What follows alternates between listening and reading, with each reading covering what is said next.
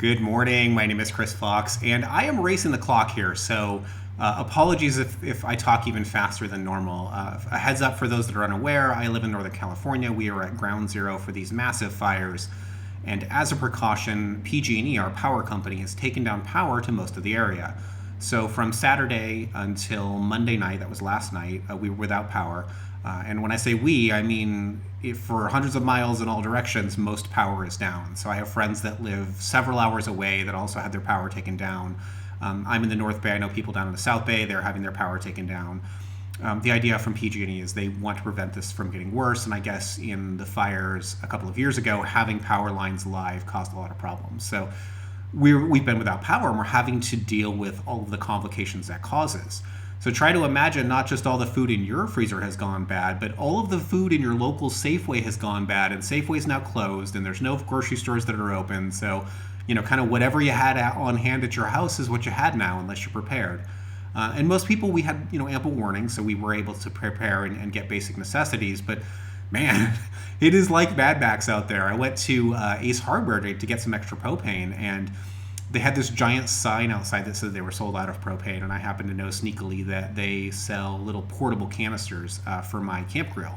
And so I snuck back there, and they had some of those left, and I managed to buy some. But just watching people tear that store apart and buy all of the last minute, necessities that they need was surreal, because it is straight out of the movies that I like to watch and the books that I write. I mean, I write post-apocalyptic fiction, so watching, society tested in this way is interesting. Unfortunately, we don't really have to contend with the fire. The fire is far enough away that we are very safe at this point. Lisa's parents actually live closer to the fire, and so they've come to stay with us. They were evacuated and ended up crashing with us, and so they're still here and will probably stay for the duration. But other than that, I mean, we're basically just inconvenienced. Their house does not seem to be any danger yet. The firefighters are working overtime to contain this. I can't smell smoke. Last year and the year before, I certainly could. So it seems like we're a little bit better off, minus the power outage, obviously. This morning, I drove around to kind of scout things out around 5 a.m. Most things are closed. Most power is out. Safeway still is still closed, but it looks like they now have power. But I want to stress that that's very temporary. We've been told that power is going to go out again because we're having a second wind event. So the reason I'm recording this quickly and on Tuesday is I don't know what's going to happen the rest of this week. I may not have power, and it's going to be tough for Mary to edit videos with no computer. So you may not see a video on Friday. But since I have power for a little bit, it's 8:04 a.m. here, and I think it won't get shut off until 9, I hope. I'm going to ramble a little bit about some of my thoughts that have cropped up during this whole adventure. We've had no power for days, and we've gotten to see how that affects people. And I am pleased to report that people tend to pull together, at least in my area. People I don't know, people that I have a language barrier with and I can't even speak their language, like all of us are just sort of pulling together and helping each other, realizing we're stronger as a community, and we all kind of need to step up to the plate here. Since there's no power, we're gonna have to do things ourselves. There are families that weren't prepared for this and don't have enough food or water or basic necessities, and so shelters have been set up. There are power charging shelters where you can go there, like if you just need to power your cell phone so that you can have a way to check the news. Those have been set up, and I'm just blown away. People are opening their homes all around us to help out their neighbors. So you're really getting to see the positive side of society here. People are trying to help each other. We're all supporting the firefighters.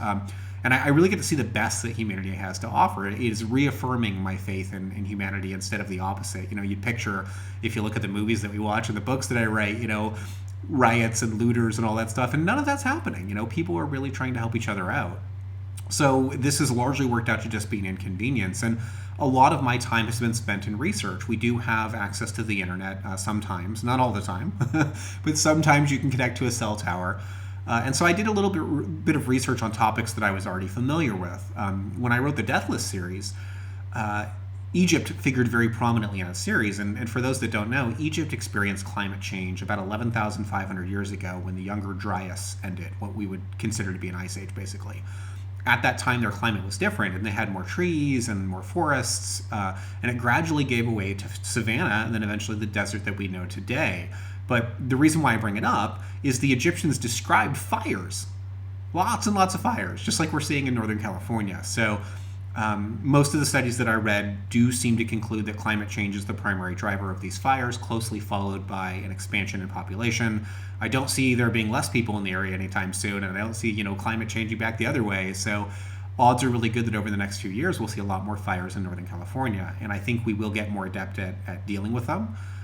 I've already secured some more hardware on my end to take care of that. I found a kind of a charging station that'll charge your entire house, really, all of your devices at the same time, and will last for many hours. We do have solar panels. I went on the John Muir Trail, and I hiked the first 100 miles of it with Lisa, and we use these solar panels to charge our devices. So we have those. You can plug things into your car chargers. So people are making do, and they are, staying connected that way.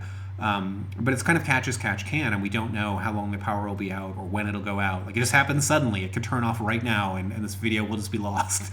But if it doesn't, I'm going to try and finish it and get it uploaded to you guys. We're all safe. That is the most important thing. It's really, really relief to have Lisa's parents here, and have family close and make sure that everybody's okay.